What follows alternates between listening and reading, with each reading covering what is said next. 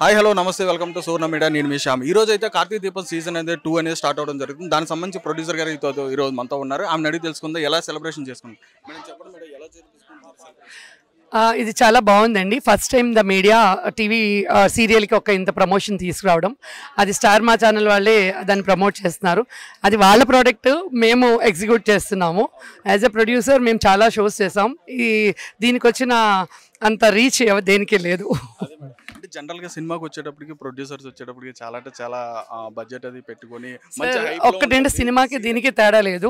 100 సినిమాలు చేసినట్టు మేము సీరియల్ చేస్తే, నేను చెప్తాను ఏంటంటే నేను సినిమా ప్రొడ్యూసర్ని, మేము వెల్కమ్ అబావ మూవీ మాదే.